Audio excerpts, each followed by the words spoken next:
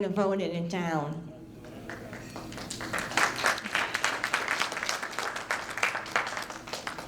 I'm also concerned about our Mayor Michael Taylor, because maybe 20 minutes after our U.S. Supreme Court decided that homosexuals can get married, he said, if your church won't marry you, come to me, I'll marry you.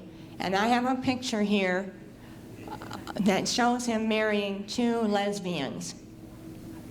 So I think our city has been going in the wrong direction. I want our city to be a nice place to raise our children and our grandchildren. I will not be representing any special interest groups, and I would like you to vote for me. Thank you. Okay, thank you, Verna. Our next city council candidate is Jackie Ryan, and she's going to talk about smart meters as well as why she should get your vote. Yes, I want to start off with smart meters because a lot of people don't know that they're coming in. And a lot of people really do know they're coming in when DTE sends you this letter saying that you're going to get an AMI advanced meter. And a lot of people don't know anything much about them. DTE did not release a lot of information about them. But what they are is they are causing a lot of problems. The biggest problem is they're going to cost all of us a lot more money. In Canada, they're paying $1,000 more a year. In other states, they're trying to stop them from coming into their state by giving a choice. So with these advanced meters, they are causing health problems. A lot of people that have had them for a couple of years are reporting a lot of health problems. And of course, it takes a long time to prove all this out. But DTE is basically giving us no choice right now. And with that, they're basically just forcing them on people's homes. Even if you say no, they still give you one. They do give this opt-out, which is not an opt-out. You're really opting in. And that opting in, basically they're wanting a fee. Well, that fee is basically part of the funding of all these. It's going to still cost a great deal of money to put these things up and get them up and running. And that it is bad technology. DTE themselves admit it, their engineers. I spoke with them last year, and they admit it hasn't been tested, it hasn't been approved. It's just a mandate coming in, and it's going clear across all the states. So as each of the states step up and each of the cities step up, you're seeing more and more people becoming more aware of what's really going on with these. So right now, we worked on a bill all summer long. Gary Glenn was the one who put through the bill. And it's Bill 4916, HR Bill 4916. And we're asking everyone to help support this bill to give us a choice. And that's really what we're asking for right now, is so that if you want to keep your analog meter, you can. If you want to get the smart meter, you can too. A lot of people don't have a lot of information about them. That's my biggest concern. And that I did go to City Council. Mr. Smith was on City Council at that time. And they did do a moratorium. And all this time, a lot of us thought this moratorium was in place. Well, I ended up FOIAing it and found out that it was not. It was removed by our city manager. And that was presented 2 weeks ago at the city council meeting. Basically, they had no response. And they can reinstate the moratorium, but they will not. They can do an ordinance, but again, they will not. So this is one of the big concerns with the present city council that a lot of us have, is they're not doing what they should be doing for the people. They can, they're saying they can't, but other states have done it, and we want it for our state too. We want it for our city and that. So that's pretty much the update on smart meters. And that, you know, that in itself is one of the reasons I'm running, is because last summer, I had went to a city council meeting, and they had introduced the LGBT ordinance. And I did have a conversation with Mr. Taylor. At that time, he was councilman. And I had asked him, why are you doing this? You were supposed to be this godly Christian family man. And he wouldn't answer me. So later outside on the steps of City Hall, he approached me and my son, And he said, did I answer your question? I said, no, Mr. Taylor, you did not. And he began to tell me that he asked for my age. And I said, well, I'm 54. He goes, well, I'm 30. I think he was 31 at the time. And he goes, well, I really believe that your generation and older should be out of the city. He really did not believe that it was important to have the older generation in our city. He also didn't believe that he made a very strong statement to me, which my son still, it riddles in his ears. He said, you know what? My gods will rule the city and your God is dead. And that I could not live with. That I could not stand another moment and watch someone say that is representing us.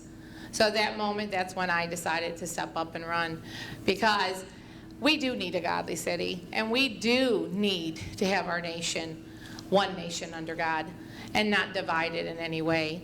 And that's why I'm running for city council. I really believe that with what we have seen over the last months, really the last year, we have seen them make decisions against the people. We have seen them make bad decisions.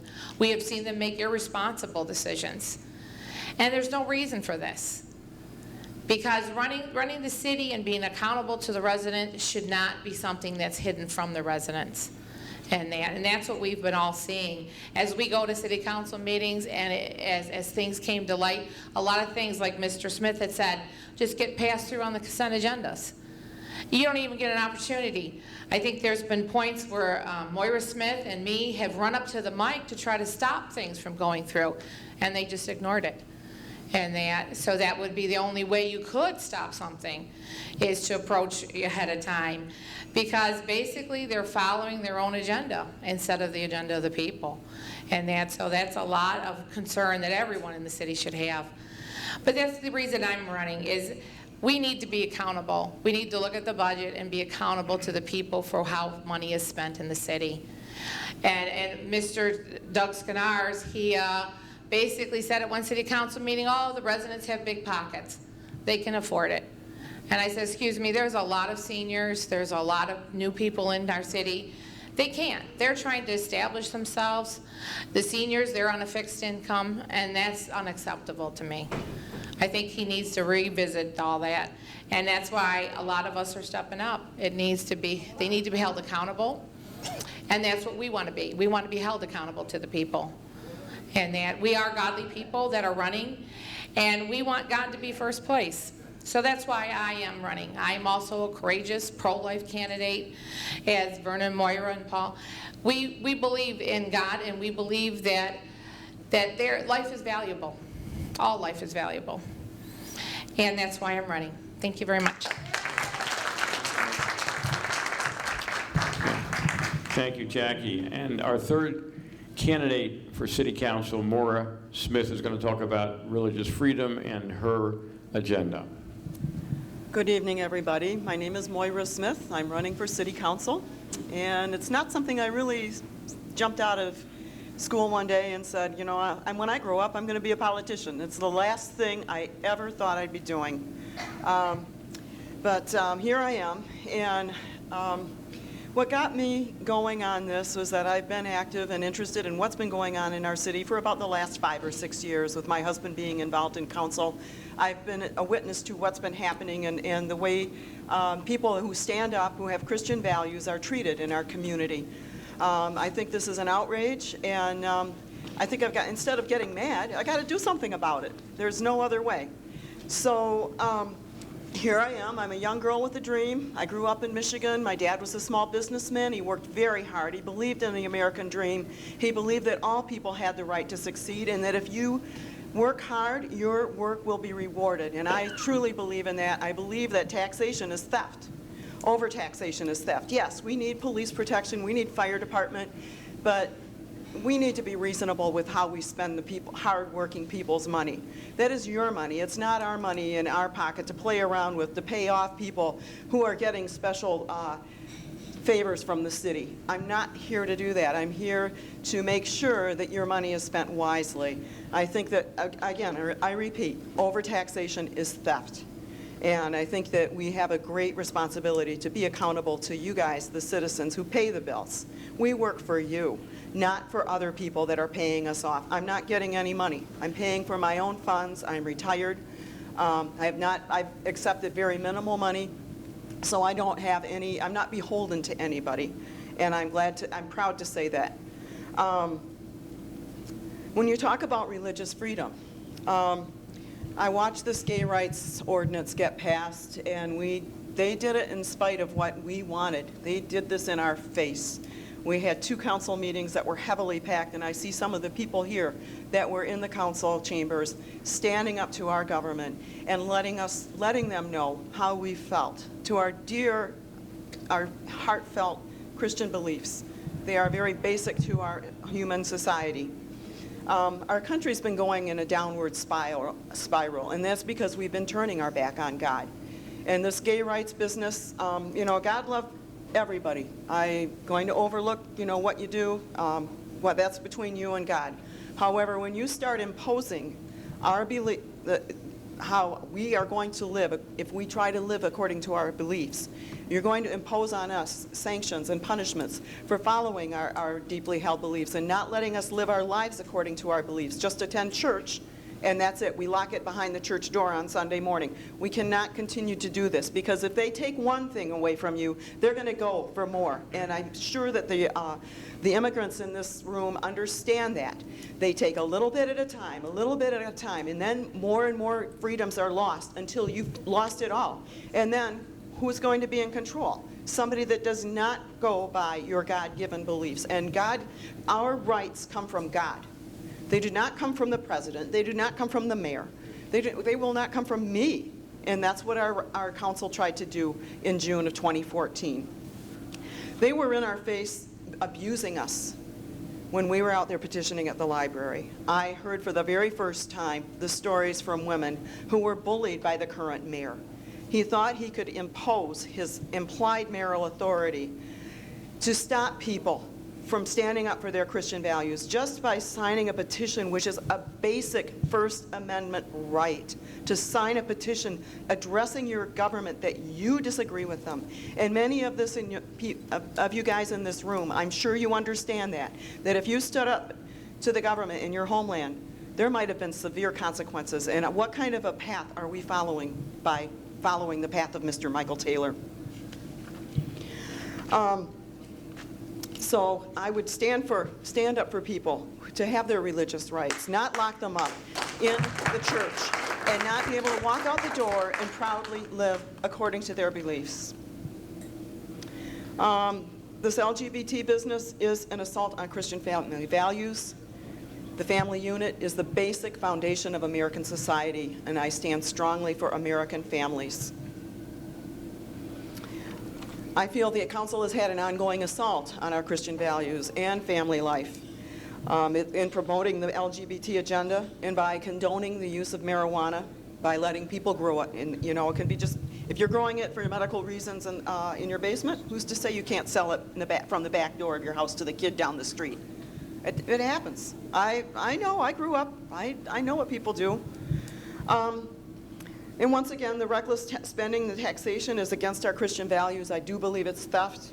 I believe we are to be responsible. And I'm not going to work for outside interests from outside areas from our city. This money belongs here. We need to fix our roads so we can have safe transit from school and work, and attract business to the area, because that's who wants to come to a city to do business if they're going to have their front end of their car needed to be worked on. So I hope you vote for me. My name is Moira Smith, and I would love to represent you all as a city councilwoman. Thank you very much. We're going to get one question for each of the candidates. And they're going to have 2 minutes to respond. Matthew is our timer. And we're going to use a few questions from the cards, but this gentleman had a question. Sir, would you like to go first and ask your question? Honestly, I learned something that I was not aware of. Every day we learn something. Mr. Smith, let me introduce myself. My name is Salem Mehram. I was college level teacher, and I quit. I became assistant principal for years. I have been here in Sterling Heights, resident, since '95. And I was always with the mayor, the late Richard Nutty. I was visiting him every other Thursday. He was telling me, you have to come every Thursday. We had lunch many times together.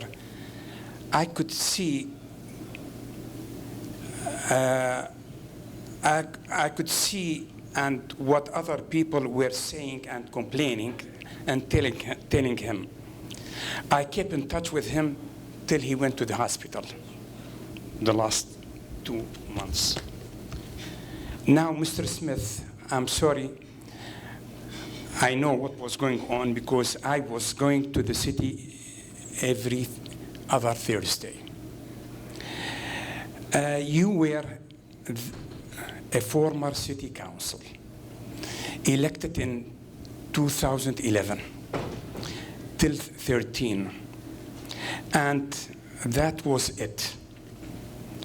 You disappeared all of a sudden. Can you tell us why you didn't apply to be re-elected or to become a mayor when there was no one at that time running against the late Mayor Richard Nutty, the second term? This was vacant. No, it was but just by himself. No one was running against him. Why didn't you run to become a mayor at that time? That's the question? Yeah. The other questions are for Mr. Taylor. I didn't expect that he would not be here. Okay, I think I explained the chronology of this. In the 2011 election, Dave Maiulo was a candidate running against Mayor Noddy, and he was already an established candidate. At that point, I wanted to run for a council seat, and I ran for council, and I succeeded in getting it. And in that particular election was motivated by city council unilaterally raising our taxes 1.9 mils, which was an 18% tax increase. And at that point in time, Michael Taylor was a member of city council, and he was a conservative, and he very strongly opposed the tax increase. And because he did, I supported Michael Taylor. And in addition, at that point, Joe Judnick very strongly opposed the tax increase, and he ran for city council. Two other people, Gary Lusk and Jim Hunt, ran for city council. And I'm not really sure exactly what their position was. They seemed to be against the tax increase also, although perhaps not as strongly as Michael Taylor and Joe Judnick and I. But when the smoke cleared after the election, well, first of all, strangely enough, before the election, we had the candidates forum, and Jim Hunt was a young engineer at Chrysler, and he attended the candidates forum and spoke about running for city council, and the next morning his boss transferred him to Illinois. And we've always suspected from day one that with the Chrysler bailout and that Mayor Noddy was well enough connected at Chrysler that he could get a candidate essentially run out of town. So at that point we had, I think, 3 opposition candidates for council and 1 for mayor. So if everybody had won, we could have taken control of council at that time. And it ended up that I got a seat on council. Like Maiulo's run against Mayor Noddy was very futile, that Mayor Noddy had been in basically since the beginning of time, and there wasn't really any strong motivation to get rid of him. So election results were something like 62% to 38%, and Noddy won, so I was on council, and the next time out, 2013, I already had a council seat, so I ran again to retain my council seat. Again, it would have been clearly a suicide mission to give up my council seat and take a run at Mayor Noddy when there wasn't any particular motivation to do so. So and then in the next election,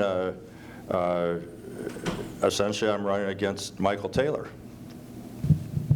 Okay, I think that, by the way, I forgot to say the answers we're going to try to keep the answers relatively short so we can move along. So we're looking at 2-minute timer, but thank you for that background. It's a long question. It's a long question, long answer. Okay. Thank you very much. All right, so now we're going to go to the cards. And the first question has to do with safe streets. Where is all the money going from state streets? Is it allocated for other things, and if so, what? So do one of you want to take that question? Well, let me take this and let somebody else do the next one. Members of City Council, and especially City Manager Vanderpool, have a habit of saying, we don't have any money to fix the streets because we don't get any money from the state and federal government. And if the state and federal government would give us some money, we could fix the streets. But we don't have any money, so the only way we can fix the streets is to raise the tax. Well, at the time he said that, we were getting $14 million a year in state and federal aid. And $14 million a year is not exactly nothing. And we still had about $3 million of our own money in the budget to fix the streets. And I believe he was intentionally spending it for other things to let the streets deteriorate to pass a tax increase. So they passed a so-called state safe streets tax increase in which less than 1/3 of the money went to the streets and the other 2/3 went to just increasing police and fire pay. But they packaged the three together essentially to hold the street repair hostage to get money for police and fire pay. So they were able to pass it, and it's a nominal $10 million a year for 2.5 mills. But the $10 million a year was predicated on no new construction and no increase in property values. But we've had new construction and we've had increase in property values. So by the time the thing runs out, the $10 million a year is going to be who knows how much, 11, 12, 14, 15, $16 million a year, because at the time they said the 10 million, the property values were at an all-time low, and now they've rebounded. Well, meanwhile, this state and federal aid, which they said $14 million was nothing, well, now the nothing is changed to $22.5 million. And so they're wringing out $4 million a year from the taxpayers on this millage and saying, well, that's how we're fixing the streets. But in reality, it's a small contribution to what's really going on. The streets are getting fixed. There's a lot of streets that are getting rebuilt, no doubt about that. But it's not entirely because of this tax increase. Thank you. Okay, our next question has to do with safety. The mayor keeps saying to residents how safe our city is, but the individual that wrote the question says that there's been the second break-in in home invasion, I guess, on her street in broad daylight. So the question is, what other ways how else can we keep our neighborhoods safe without costing the taxpayers more money?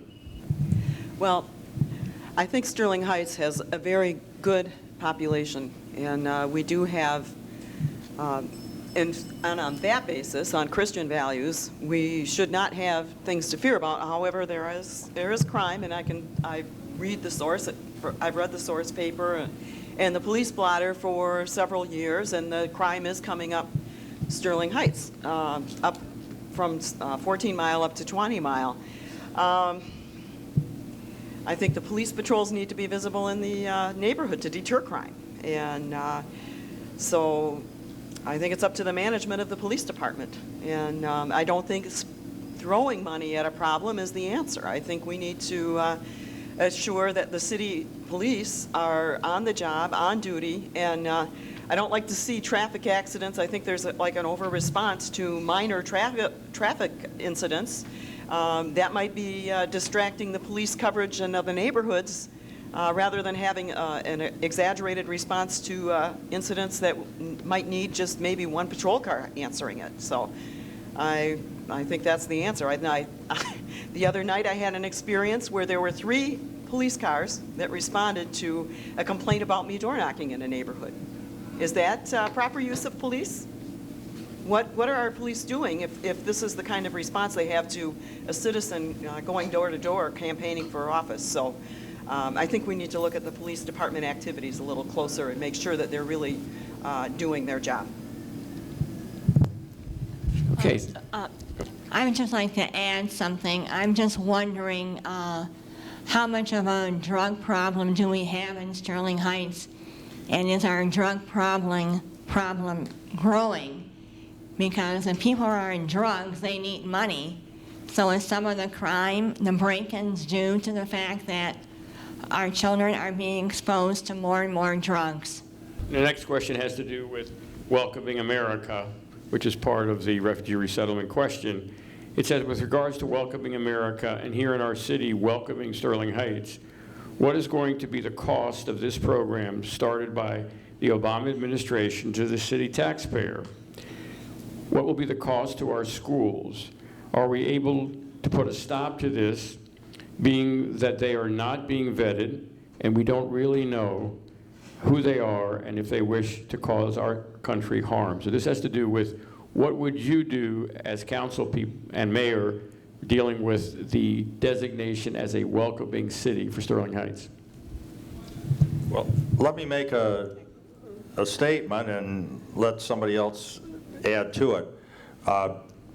From some examination through the Freedom of Information process, we've uncovered 2 documents that came out of Sterling Heights city government without any announcement or discussion at any council meeting or anything in public that we know of. A 2012 letter from the city manager, and then a 2014 letter that came out during the time that Mayor Noddy was quite sick, and it just seems like the wording of it is something that Mayor Noddy wouldn't have come up with in the best of health. I mean, you practically can see the Scotch tape where the signature block was pasted over, but both of them are generic welcoming letters that have been sent to the state and federal government and organizations. Say, well, sure, just if you got any refugees or anybody that wants to move in, just send everybody to Sterling Heights. And without knowing who they were, how many, when, or what country. And you know, nobody can operate like that, that just whatever you've got, send them. That you really need to look at it on a case-by-case basis and say, you know, who are we trying to resettle, and do we really want to do it? Not just throw out a blanket welcome to essentially relocate the world to Sterling Heights. Yeah, like the FOIAs that we tried to FOIA were not given to us. And that sends a red flag to a lot of us, because they went to the extent of extending it, and then to the point of you need to ask for the specific document. Well, of course, it's hard to determine what the document would be when you can't even get anything. But as Mr. Smith said, our city has become a welcoming America city. And we were one of the first cities, along with Clinton Township, and basically the county of Macomb. And by doing that, they, of course, are agreeing to bring in to our city a large number of people. And when you bring that in, we can't handle it. We really can't. That's why, as refugee resettlement, you know, Dick has indicated, it has to go back to local control. It's only what the city can handle. And with what's happening in our city right now, bringing in a large number of people, the employment's not here, the housing isn't here, The tax base isn't up where it should be to even take any amount of people in to that degree that they're bringing. But they're looking again to Washington for this funding. They're looking to bring in that into the city. But there's good side, bad side. You bring more in, but again, is the city able to handle it? And that's what I don't feel we are. And that's why I would like to see it polled and not be a welcoming city.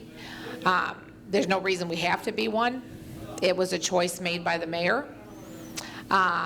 With this millennial mayor that we have now, Mr. Taylor has signed up for that, to be a millennial mayor. And the thing with millennial mayor is there's all these conditions that now once he's millennial mayor, he's in Washington, and what he does there comes back to our city without even the council knowing. And the people, of course, not knowing. And that can be very damaging and dangerous to the city because you have no idea what he's agreeing to, what he's saying yes to. And this is what's happened with this FOIA. They're not giving us this information for a very good reason. They don't want us to know. They just want to do what they want to do. And this is all going through the county all the way to Washington. So no, I think it should be polled. I think we don't need to be a welcoming city right now. I think we need to establish our city and get our finances and our budget back into line. We're not taking all this grant money, because with grant money, there are strings attached. And that's what a lot of people need to understand. You don't want all this grant money to be running your city. Our city should run on our budget and not always got our hand out to Washington. I just want to tack on there that anytime that, our governor seems to think that getting money from Washington is not real money. That money is the money that we have paid as taxes, and it's going through Washington, D.C. and coming back to us. If you go to Walmart or Meijer's and you see people paying for their food with the card, that's what Nancy Pelosi likes to call income. That's the income coming into our city. But you know who's getting it? It's Walmart and Meijer's. They're benefiting from the food stamp program, now called the Bridge program, if I'm not mistaken. That's money going back to Walmart and Meijer because they're the grocery stores. But so what's going to happen when all this federal money stops coming? The Governor Snyder and any local officials that accept federal money, they're eventually going to run out of the money, and then the local people are going to be, then you're really going to feel it. It's not immediately, but it's down the road. I think there should be local control over these things. That Jackie, to put it in a nutshell, that's what Jackie said. I also believe that very strongly that a country that's not securing its borders and not checking people out that are coming here, you have no country anymore. We are going to be overstressing our law enforcement. This is not good. It's not good at all, and I think this is another reason why we're running for council. We've got to start getting our country turned around from our neighborhoods all the way up to Washington. And so, thank you very much. Okay. I guess I don't usually get the comment. I would say these people are more informed on what